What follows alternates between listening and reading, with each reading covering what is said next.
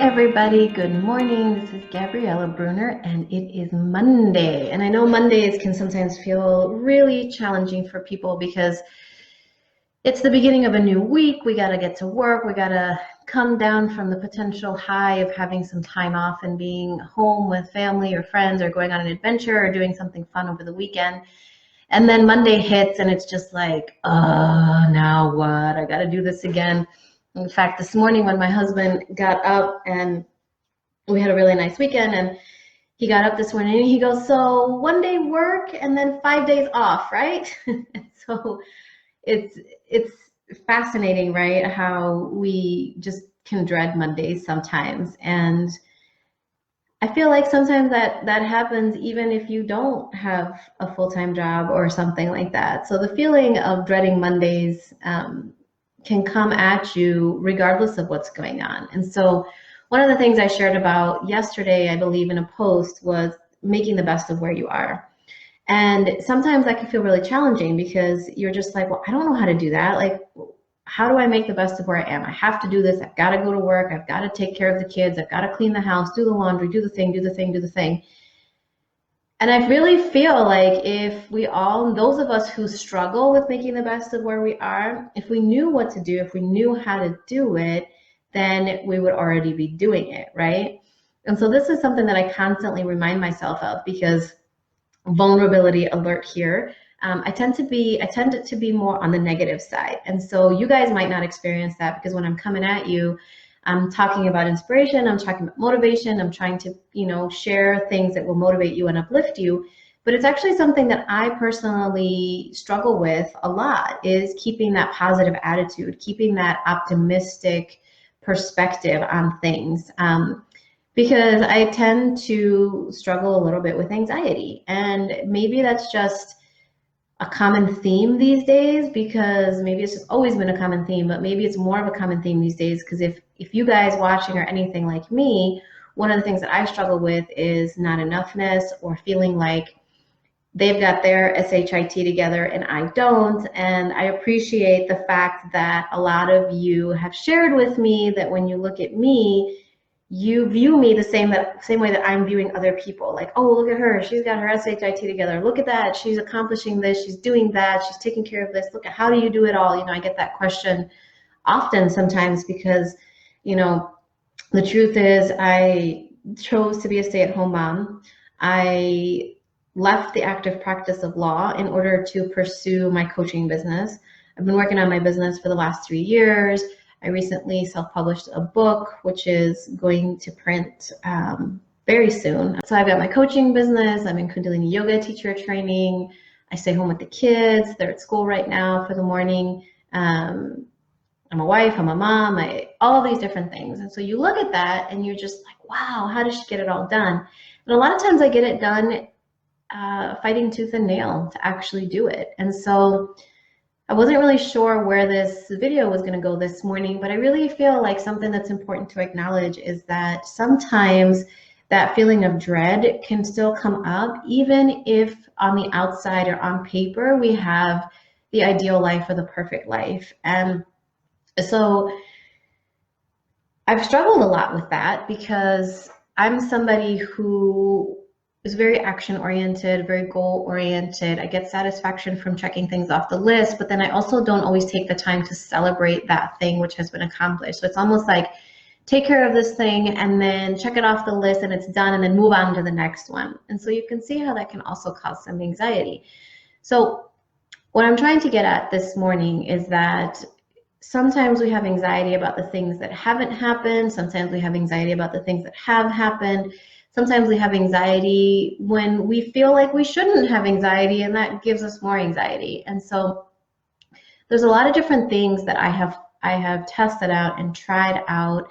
And one of the things that I'm a real firm believer in, it's actually something that you get when you work with me, you receive this one-on-one support when you work with me, is we try and figure out what works best for you. Because I've tried a lot of different things, from listening to guided meditations to trying to sit in lotus pose and empty my mind and clear my mind and do those kinds of things. And I've tried reading books, I've tried baths, going for walks, doing all different kinds of things. And on any given day, any one of those things might work. And so what I try to do is I try to give you guys information so we can start to understand what it is that feels really good to you. Because if it doesn't feel good to you, it's not going to work. So I remember a time when I committed to going to the gym. I hired a personal trainer. I would have to like pull myself out of the house in order to do it. And the truth of the matter became clear to me that it's not something that I enjoy doing.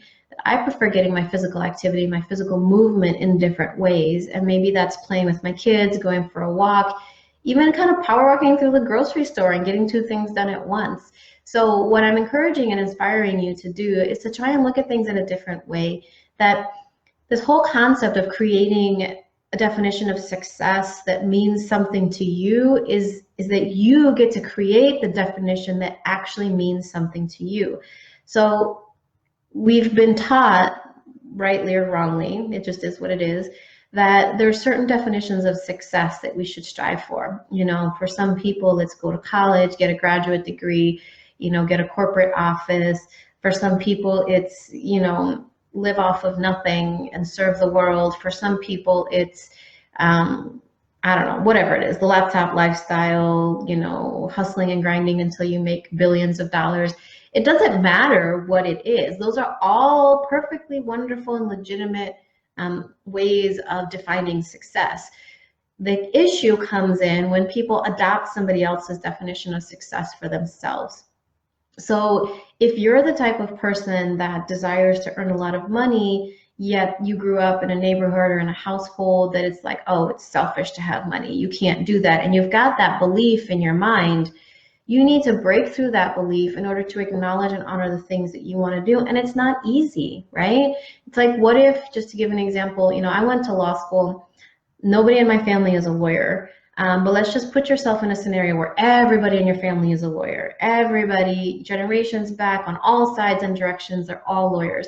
And you decide that you want to open a boutique shop selling antiques and, you know, wandering the world.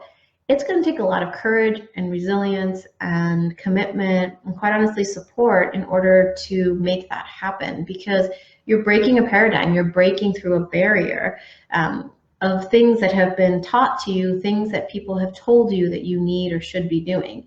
And so when that happens, you know, there's a period of acknowledgement. Okay, oh man, I do not want to be a lawyer. There's probably some denial, like, maybe I should go to law school or medical school or whatever school, because, you know, that's the thing that's going to work best for me because it worked for my entire family, yet you feel dissatisfied inside of it. Then there's going to be a little bit of like courage and boldness and like, I'm not doing that, I'm going to forge my own path. And then there's going to be some time where you're just like, oh my gosh, what did I just do? Did I make a mistake? Especially if you're starting out, if something doesn't feel like it's working quite 100%. So what I'm trying to get at is that there's this whole process that you're going to go through as you acknowledge and honor and experience those things that you truly want for yourself that may not be what other people think they want for you. And so there's a problem in that, right? Other people may want things for you and wish you well, and that's fine. But once they start imposing those limitations on you, and I use the word limitation because you're being put into a box and you don't fit in that box. And so you start to automatically feel like something's wrong with you, when the truth is there isn't anything wrong with you. There isn't anything wrong with you for wanting what you want. But one of the first things that needs to happen is you need to start to think for yourself, and you need to start acknowledging that thing that you want. So how that happens, it can happen in many different ways. It could happen for you by reading a book. It can happen for you by watching a video. It can happen for you by going for a beautiful walk in nature and then having this idea literally drop out of the sky into your head. It could happen through coaching, through counseling, through therapy, through swimming, through whatever it is. So my encouragement for you is that if you have that nudge, that there's something else that you need to do, that there's something else that you want to do, more importantly, not even need to do, but want to do. And that need can arise from a desire so strong that you feel like you need to do it, not that other energy of you should do it so that you don't let other people down.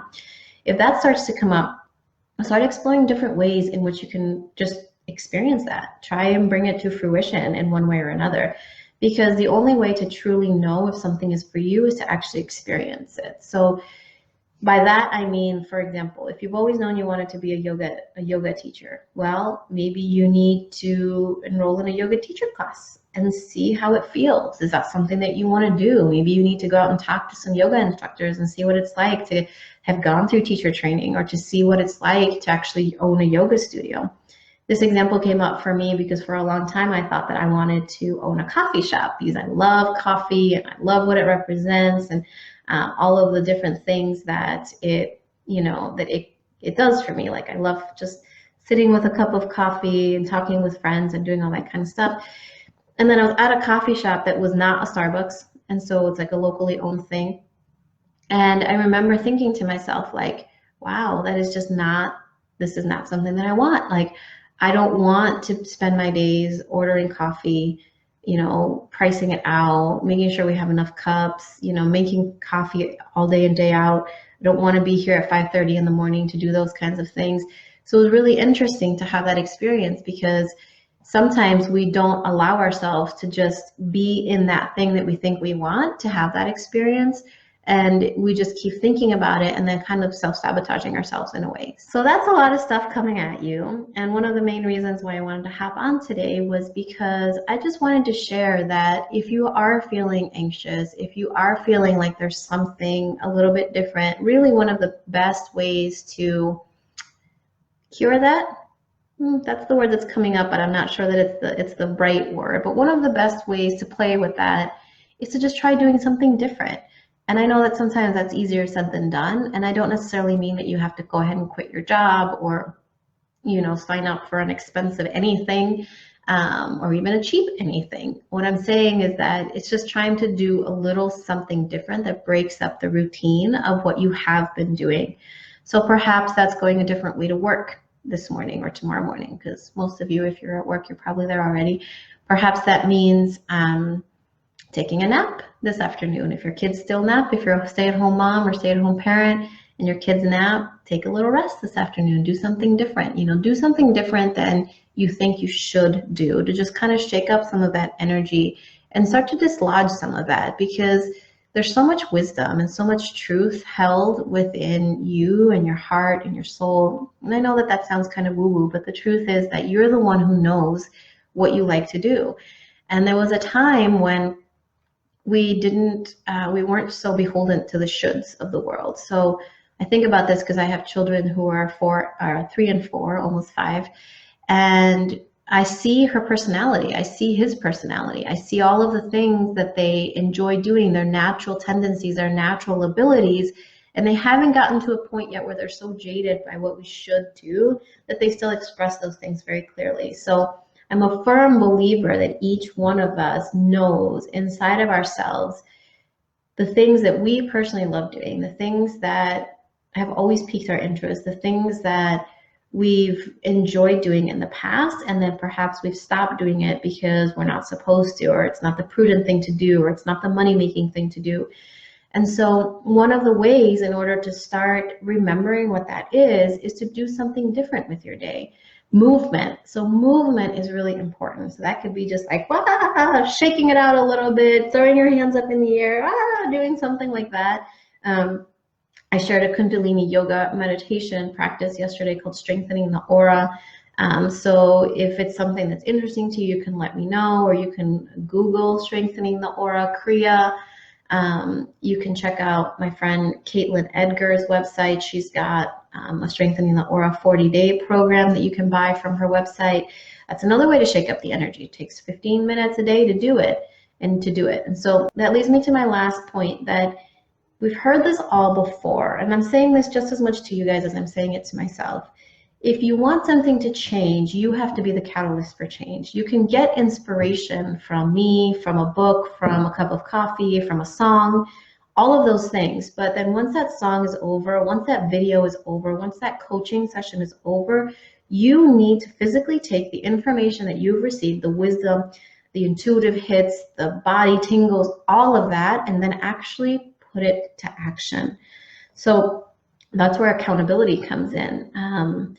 You can hire a coach for accountability. You can have a good buddy for accountability. You can have your alarm clock for accountability. There's got to be different ways that you get motivated in order to be held accountable to bring forth the things that you want to do. So I share all of these things because it's important that we understand that, yes, we need to do the inner work, we need to do the healing, we need to do the dreaming, we need to do all of that. But then once we've done some of that, at least for the stage of life that you're in right now, then it's actually time to take action and do something with it, and not just sit there and keep thinking about all of these things. So I wanted to just come to you with all of that information, give you a little bit of inspiration for you on this Monday. It is my hope and desire that I will continue to do this on a regular basis on Mondays and check in with you guys and to see what it is that's going on with all of you and share a little bit of my story, my wisdom, my inspiration.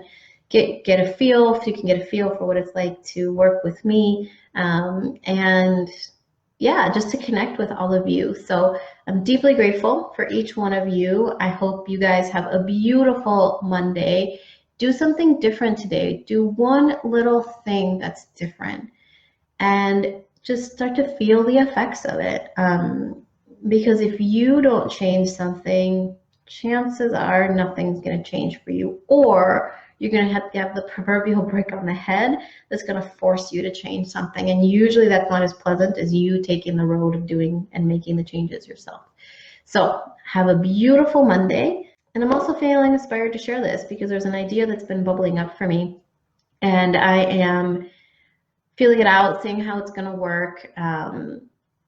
So it's around the guided career and creating a support group for people who are embracing career transitions right now, facing career transitions. So it would be a beautiful group program. We would come together in either a Facebook group or something like that. You would join for a monthly fee, and we would build this beautiful community of people who are becoming empowered and empowering each other and supporting each other in order to embrace and face these career transitions that we go through more often than we actually probably want to acknowledge. And so you would have, I'd be leading the group and guiding the group, and we'd have monthly workshops, we'd have some angel card readings, we'd have a bunch of fun stuff like that, building up this community. So I'd be actually curious to see what you think about that, because the energy is feeling really good about it. It's feeling like it's just feeling really awesome. So I'm going to be putting some stuff together, throwing it out there, see what people say, see what people think, and feel free to drop any ideas that you may have about that. So I hope you have an awesome day. Welcome to the new Monday. It's your choice how you choose to live this Monday, and I hope that is full of life and inspiration and doing one different thing today. I'll talk to you guys soon. Bye.